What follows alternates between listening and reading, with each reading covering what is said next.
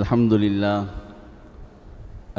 لله وكفى وسلام على عباده الذين اصطفى أما بعد أعوذ بالله من الشيطان الرجيم بسم الله الرحمن الرحيم وعاشروهن بالمعروف فإن كرهتموهن فعسى أن تكرهوا شيئا ويجعل الله فيه خيرا كثيرا صدق الله مولانا العظيم. கண்ணியத்திற்கும் பெரும் மதிப்பிற்குரிய அல்லாஹுவின் நல்லடியார்களே, பெரியோர்களே, தாய்மார்களே, அல்லாஹுவின் பேரருளால்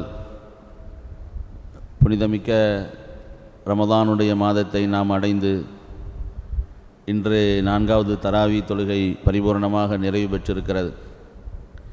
வல்ல ரஹ்மான் நாம் நோற்ற நோன்பையும் ஓதிய குர்ஆனையும் இன்னும் பிற வணக்கங்களையும் அல்லாஹ் முழுமையாக கபூல் செய்வானாக. அதற்கான நன்மைகளை துன்யாவிலும் ஆகிரத்திலும் பரிபூர்ணமாக தந்தருள்வானாக. மீதமுண்டான நாட்களில் இதே போன்று குர்ஆன் ஓதவும், நின்று வணங்கவும், நோன்பு நோற்கவும், மற்ற அமல்கள் செய்வதற்குண்டான நசீபையும் அதற்கான உடல் ஆரோக்கியத்தையும் அல்லாஹ் நம் எல்லோருக்கும் தந்தருள்வானாக. கண்ணியத்திற்குரியவர்களே, இன்று சூரத்துன் நிசா என்ற அத்தியாயத்தை அல்லாஹு தாலா தொழுகையில் முழுமையாக ஓதக்கூடிய பாக்கியத்தை தந்தான். குர்ஆனில் 5 ஜுஸூக்கள் பரிபூர்ணமாக நிறைவு பெற்றிருக்கிறது. நிசா என்று சொன்னாலே பெண்கள் என்றுதான் பொருள். இன்று உலகத்திலே இஸ்லாம் என்ற மார்க்கம் பெண்களை அடிமைப்படுத்துகிறது, அவர்களுக்கு உண்டான உரிமைகள் கொடுக்கப்படவில்லை என்று விளங்காதவர்கள் ஏராளமான தவறான செய்திகளை பரப்பி வருவதை நாம் பார்க்கிறோம். ஆனால் இஸ்லாம் என்ற உன்னதமான இந்த மார்க்கம் பெண்களை கண்ணியப்படுத்தியதை போன்று வேறு எந்த மார்க்கமும் கண்ணியப்படுத்தியதில்லை. அந்த அளவிற்கு அவர்களை உயர்த்தியிருக்கிறது. குர்ஆனில் 114 சூறாக்களில் நிசா என்று பெண்கள் என்ற பெயரிலேயே ஒரு சூறா அருளப்பட்டிருக்கிறது. ஆண்கள் அப்படிங்கிற சூறா கிடையாது, பெண்கள்ங்கிற சூறா தான் இருக்குது. அல்லாஹு தாலா அந்த பெண்களுக்கென்று ஒரு தனி சிறப்புகளை, மகிமையை கொடுத்திருக்கிறான். இஸ்லாம் ஹஸரத் பெருமானார் ஸல்லல்லாஹு அலைஹி வஸல்லம் அவர்கள் நபியாக வருவதற்கு முன்பு பெண்கள் அந்த மக்களிடம் மிக மோசமான நிலையில் நடத்தப்பட்டார்கள். எந்த அளவிற்கு என்றால், பெண் குழந்தை பிறந்திருக்கிறது என்று அவர்களிடம் சொல்லப்பட்டால் கோபப்படுவார்கள். அவர்களுடைய முகங்களெல்லாம் சிவந்து போகும். சமுதாயத்தை விட்டே தன்னை மறைத்து கொள்வார்கள். உனக்கு பெண் குழந்தை பிறந்திருக்கிறதா என்று கேட்டு விடுவார்கள் என்பதை பயந்து சமுதாயத்திடமே வராமல் ஒதுங்கிக் கொள்வார்கள். அல்லாஹ் குர்ஆனிலே சொல்கிறான், யத்தவாரா மினல் கௌமி மின் சூஇ மா புஷ்ஷிரபி. அது மட்டுமல்ல, அய்யும்சிகுஹு அம் யதுஸ்ஸுஹு ஃபித்துராப். இந்த குழந்தையை நாம் வளர்ப்பதா அல்லது கொலை செய்து மண்ணிலே புதைத்து விடுவதா என்றும் சிந்திப்பார்கள். இப்படி ஒரு காலம் இருந்தது. ஆனால் இஸ்லாம் தோன்றிய பிறகு பெண்களுக்குண்டான மரியாதை, அதனுடைய கண்ணியத்தை பெருமானார் அவர்கள் எடுத்துரைத்து அந்த மக்களிடத்திலே மிகப்பெரிய ஒரு புரட்சி, ஒரு மாற்றத்தை கொண்டு வந்தார்கள். எந்த அளவிற்கென்றால், ஒரு யுத்தத்தில் கணவன் மனைவி 2 பேர்கள் ஷஹீதாகி விடுகிறார்கள். ஒரு பெண் குழந்தை எத்தீமாக அனாதையாகி விடுகிறது. அதை யார் வளர்ப்பது என்று வருகிற போது எல்லா சஹாபிகளுமே போட்டி போட்டார்கள். பெருமானார் நபியாக வருவதற்கு முன்பு இதே பெண் குழந்தை அவமானமாக கருதினார்கள், சிசுவிலேயே கொலை செய்தார்கள். அந்த சமுதாயம் எப்படி மாறியது? பெற்றோர்கள் மரணித்து விட்டார்கள், குழந்தை அனாதையாகிவிட்டது, வளர்ப்பது யார்? போட்டி போட்டார்கள். கடைசியில் யாரெல்லாம் போட்டியிட்டார்களோ அவர்களுடைய பெயர் எழுதப்பட்டு சீட்டு குலுக்கி போடப்பட்டு அந்த பெண் குழந்தையை ஒப்படைக்கப்பட்டது என்று வரலாற்றிலே பார்க்கிறோம். இந்த அளவிற்கு ஒரு மாற்றத்தை பெருமானார் ஸல்லல்லாஹு அலைஹி வஸல்லம் அவர்கள் ஏற்படுத்தினார்கள். அன்பானவர்களே, அப்பேற்பட்ட அந்த பெண்மணிகள் அவங்களுடைய பெயரிலேயே அந்நிசா அப்படிங்கிற ஒரு சூறாவை அருளப்பட்டு அதில் ஏராளமான பெண்கள் சம்பந்தமான சட்டத்திட்டங்கள், வாரிசுரிமை சட்டத்திட்டங்கள் இன்று ஓதப்பட்டது. அதில் பெண்கள் அவர்கள் திருமணமாகி கணவன் மனைவி மகிழ்ச்சிகரமான முறையில் வாழ்வதற்குண்டான அழகான வழிமுறைகளை குர்ஆன் சொல்கிறது. அவர்களுக்கு மத்தியில் பிரச்சனைகள் வந்துவிட்டால் அதை எப்படி சரி செய்வது என்பதையும் குர்ஆன் சொல்கிறது. இன்று அல்லாஹு தஆலா ஓதக்கூடிய அந்த பாக்கியத்தை நமக்கு தந்தான். அன்பானவர்களே, கணவன் மனைவி என்ற உறவு இருக்கிறதே, அது ஒரு சாதாரணமானதல்ல. உலகத்திலேயே முதல்ல உண்டான உறவுங்கிறது கணவன் மனைவிங்கிற உறவு தான். தாய் தந்தை, மகன், அண்ணன், தம்பி, இது எல்லாமே அதற்கு பிறகுதான். முதலில் வந்த உறவு கணவன் மனைவி, ஆதம் ஹவ்வா, அந்த 2 பேர்களும் கணவன் மனைவிங்கிற உறவை கொண்டு தான் இது ஆரம்பமானது. இந்த உறவு 1 நாள் 2 நாள் 1 வருடம் 2 வருடம் அல்ல. எப்பொழுது இவர்கள் திருமணம் செய்கிறார்களோ அன்றிலிருந்து அந்த உறவு ஆரம்பமாகி சொர்க்கத்தில் நுழையும் வரை இந்த உறவு நீடிக்கிறது. அல்லாஹ் குர்ஆனிலே சொல்கிறான், உதுகுலுல் ஜன்னத அன்தும் வ அஸ்வாஜிகும் துஹ்பரூன், நீங்களும் உங்களுடைய மனைவிமார்களும் சுகபோகமாக சந்தோஷமாக சொர்க்கத்தில் நுழையுங்கள். எந்த வசனமும் நீங்களும் உங்களுடைய பெற்றோர்களும் சொல்லல. நீங்களும் உங்களுடைய பெற்றோர்களும் சொர்க்கத்தில் நுழையுங்கள் சொல்லல. நீங்களும் உங்களுடைய மனைவிமார்களும் சுகபோகமாக சொர்க்கத்தில் நுழையுங்கள். அப்போ இந்த உறவு என்பது சொர்க்கத்தில் நுழையும் வரை நீடிக்கக்கூடிய ஒரு உறவு.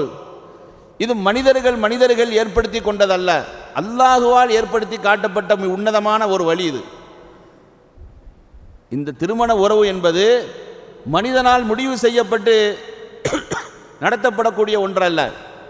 இது அல்லாஹுவால் அவன் தூதரால் காட்டப்பட்ட ஒரு உன்னதமான வழிதான் இந்த திருமண முறை, அந்த உறவு. அன்பானவர்களே, ஆனால் அந்த உறவு இன்றைக்கு எவ்வளவு கசப்பானதாக ஆகிவிட்டது. அந்த உறவினுடைய மகிமை, அதனுடைய கண்ணியத்தை இவர்கள் உணரவில்லை. அந்த உறவின் மூலமாக அல்லாஹு தஆலா எவ்வளவு பெரிய பாக்கியத்தை நமக்கு தந்திருக்கிறான் என்பது கூட இவர்களுக்கு தெரிவதில்லை. ஆண்மகனுக்கு நிம்மதி வேண்டுமா, நான் அதில் வைத்திருக்கிறேன், அந்த உன்னுடைய மனைவி இடத்திலே வைத்திருக்கிறேன் சொல்றான். அந்த வசனத்திலே அல்லாஹு தஆலா மவத்தத் ரஹ்மத் அப்படிங்கிற 2 வார்த்தையை பயன்படுத்துகிறான். ஒமின் ஆயாத்திஹி அன் ஹலகலக்கும் மின் அன்ஃபுசிக்கும் அஸ்வாஜன் லிதஸ்குனு இலைஹா, உங்களிலிருந்தே உங்களுடைய மனைவிமார்களை நாம் படைத்திருக்கிறோம். லிதஸ்குனு இலைஹா, அவளின் மூலம் நீ நிம்மதி பெறுவதற்காக அப்படின்னு அல்லாஹ் சொல்லிட்டு சொல்கிறான்.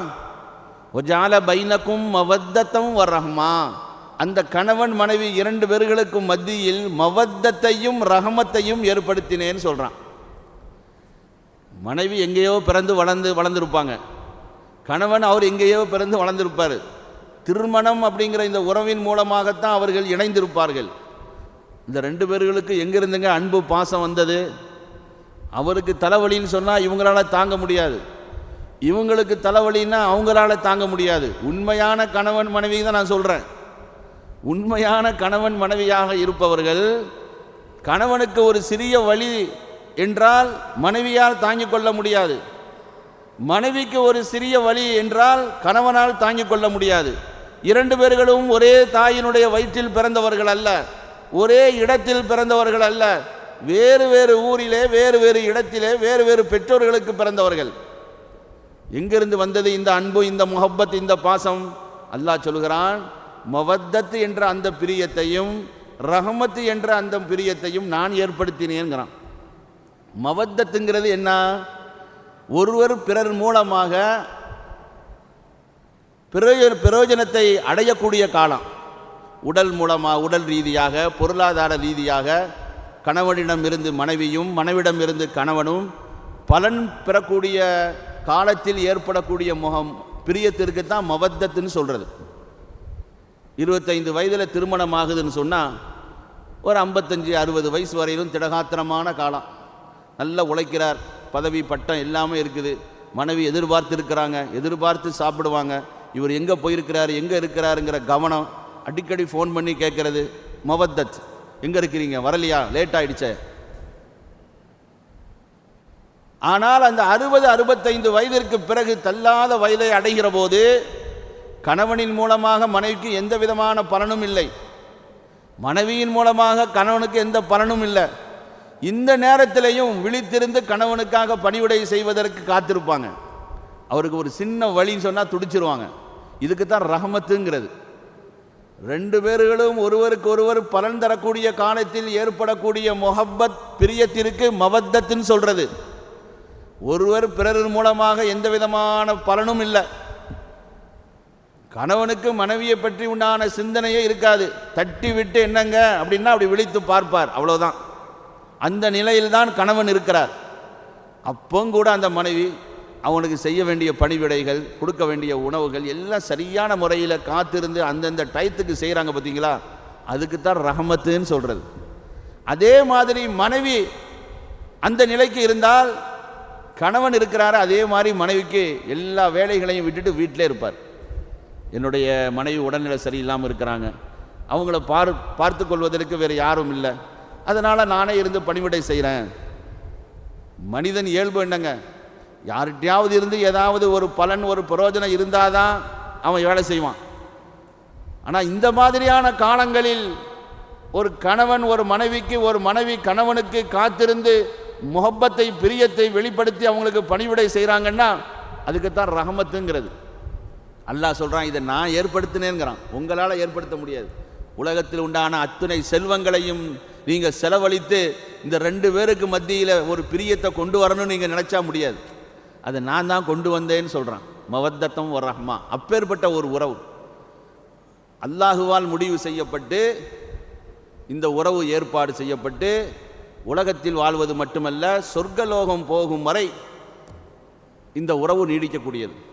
அல்லாஹு தாலா இந்த உறவின் மூலமாக இந்த ஆண்மகனுக்கு அவ்வளோ பெரிய ஒரு நிம்மதி, ஒரு சந்தோஷம், ஒரு மகிழ்ச்சியை வைத்திருக்கிறான். ஆதம் அலைஹிஸ்ஸலாம் அவர்களை சொர்க்கத்தை தயார் பண்ணி சொர்க்கத்தில் விட்டான். சொர்க்கங்கிறது என்னங்க, நினைத்து பார்க்க முடியாத சுகபோகங்கள் கொண்ட ஒரு இடம்.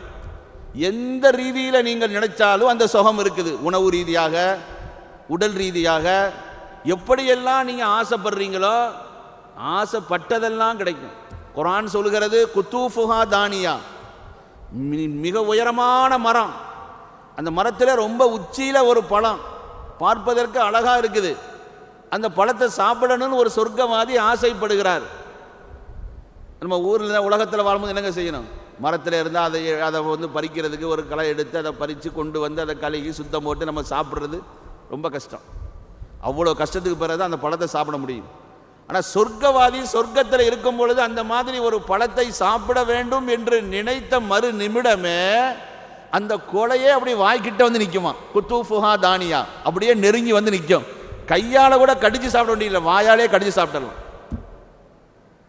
அவ்வளவு சுகபோகங்கள் உள்ள இடம் அந்த சொர்க்கம். அந்த சொர்க்கத்தில் ஆதமை படைச்சு உள்ள விட்டான்னா எவ்வளோ சுகபோகமாக சுத்தணும். அவர் அப்படியே சோர்ந்து போய் இருந்தார். சொர்க்கம் அவருக்கு சுகம் அளிக்கலை.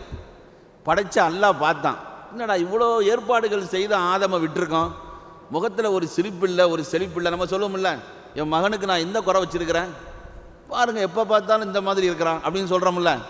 அதே மாதிரி ஆதம் அலைஹிஸ்ஸலாமை பார்த்து அல்லாஹ் பார்த்தான். இவ்வளோ சுகபோகங்களை ஏற்படுத்தி உள்ள விட்டு சந்தோஷமாக இருன்னு சொன்னால் இப்படி இருக்கிறார அப்படின்னு முடிவு பண்ணி தான் அல்லாஹ் என்ன செய்தான், ஆதம் அலைஹிஸ்ஸலாம் அவர்கள் தூங்கிட்டு இருக்கும் பொழுது அவருடைய விலா எலும்பில் இருந்தே ஹவ்வாவை படைச்சான். ஹவ்வாவை படைச்சி அவன் முழிச்சு பார்த்தோம் சொன்னால் ஹவ்வா அலைஹிஸ்ஸலாம் அப்படி நிற்கிறாங்க. இதற்கு பிறகுதான் அவர்களுக்கு மகிழ்ச்சி, சந்தோஷமே வந்தது.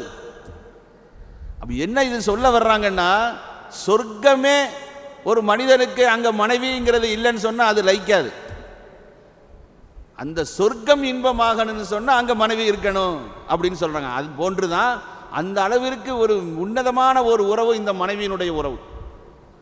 நான் சின்ன சின்ன விஷயங்களுக்கு இன்னைக்கு தர்க்கம் செய்து கொண்டு ஒருவருக்கொருவர் நான் பிரிந்து கொள்கிறேன், நீ பிரிந்து கொள்கிறேன் அப்படிங்கிற மாதிரி இன்றைய தலாக்கினுடைய எண்ணிக்கையை பார்த்தோம் சொன்னால் ரொம்ப வருடத்திற்கு வருடம் அதிகமாகி கொண்டே இருக்கிறது. அது சம்பந்தமாக ஏராளமான பயான்கள் எல்லாம் அந்த மக்களை கூப்பிட்டு பேசப்படுகிறது, கவுன்சிலிங் நடத்தப்படுகிறது.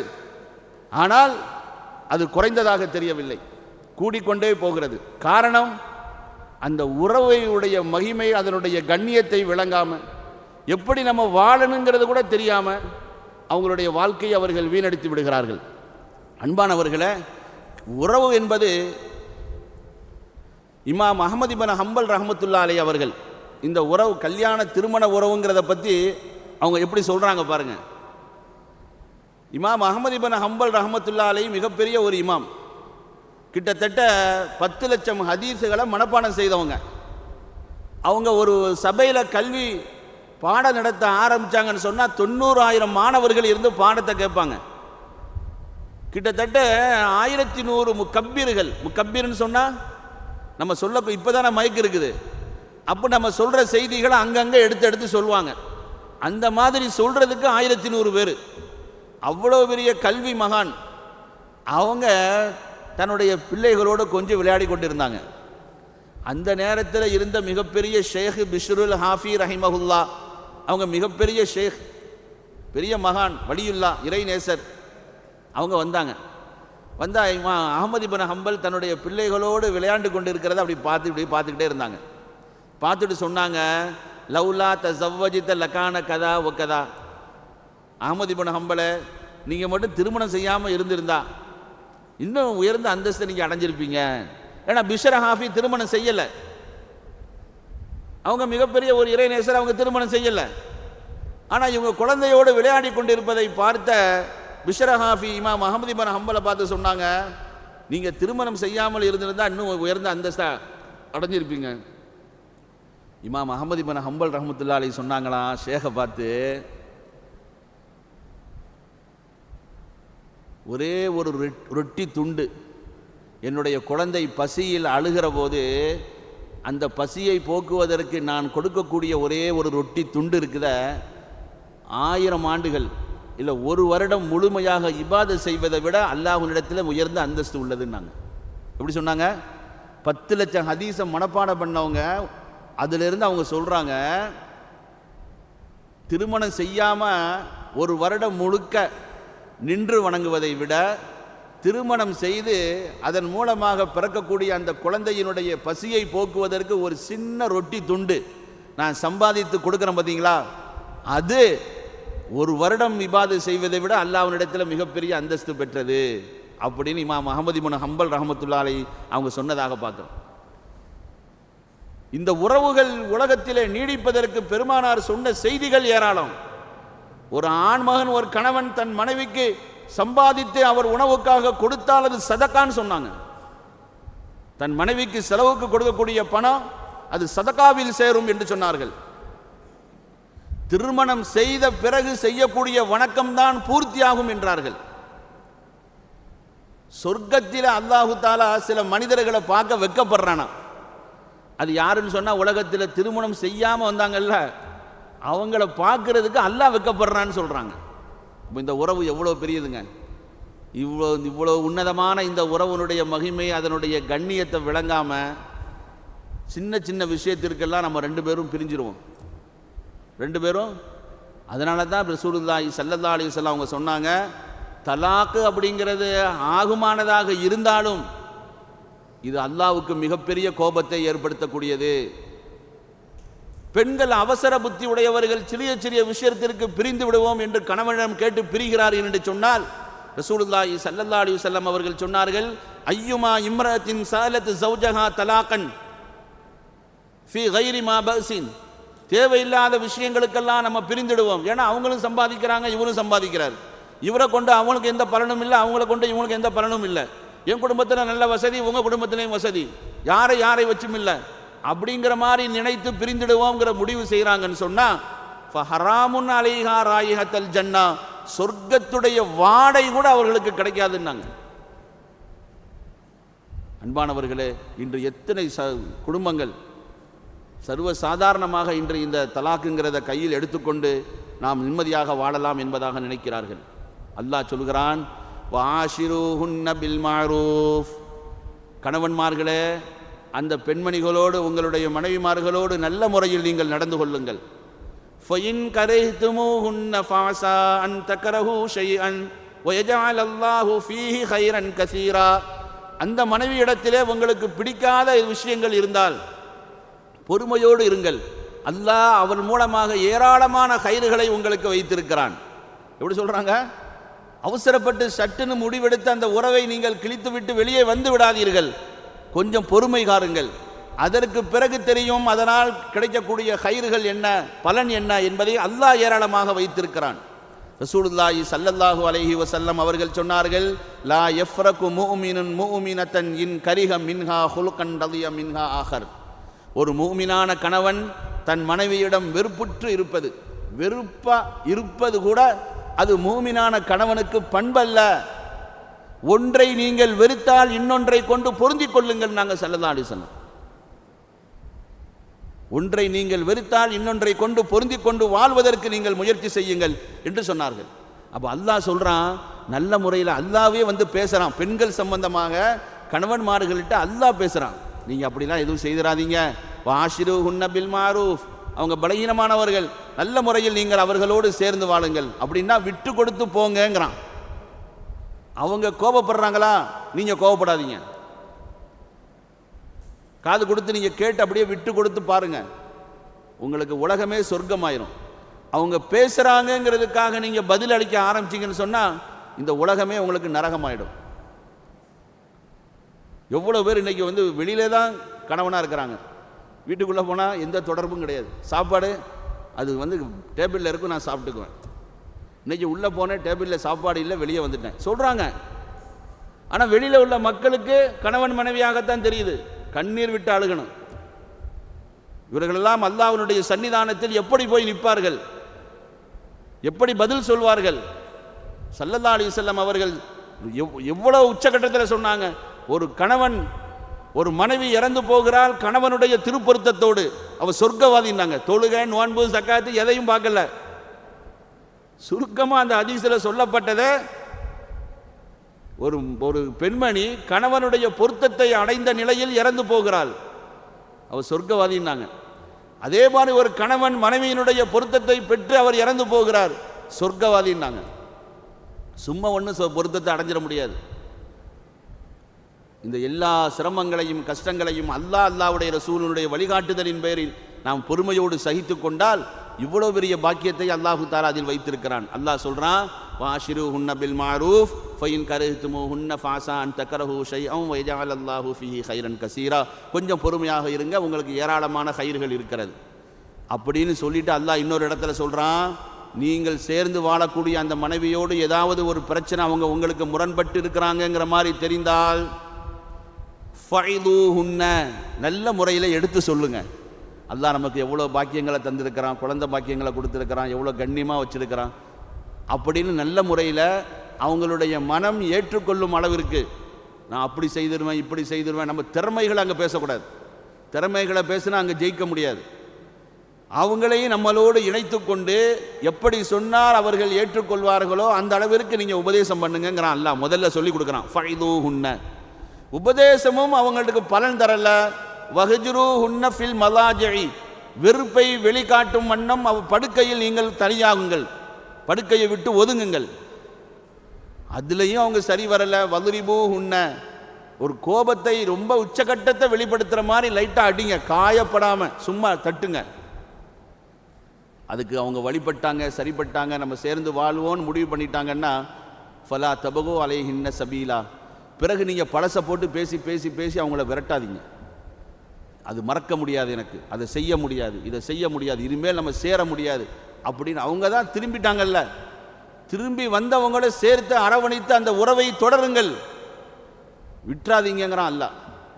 கடைசியில் சொல்கிறான், இதுக்கும் பிறகும் சரி வரலன்னா ஒயின் ஹிஃப்தும், நீங்கள் அந்த இரண்டு பேர்களுக்கும் மத்தியில் பிளவு வந்துவிடும் அப்படிங்கிற ஒரு பயம் உங்களுக்கு வந்தால் ஃபபாசு ஹக்கமம் மின் அஹ்லிஹி வ ஹக்கமம் மின் அஹ்லிஹா, பெண் சார்பாக ஒருவரும் அந்த கணவன் சார்பாக ஒருவரும் சமரசம் பேசக்கூடியவரை நீங்கள் ஏற்பாடு செய்து அவர்களுக்கு மத்தியில் இணக்கத்தை ஏற்படுத்த முயற்சி செய்யுங்கள். யுவஃபிகில்லாஹு பைனஹுமா, அந்த பேசுகிற ரெண்டு பேரும் சேர்த்து வைக்கிற மாதிரி இருக்கணும், பிரித்து விடுற மாதிரி கூட்டமாக இருக்கக்கூடாது.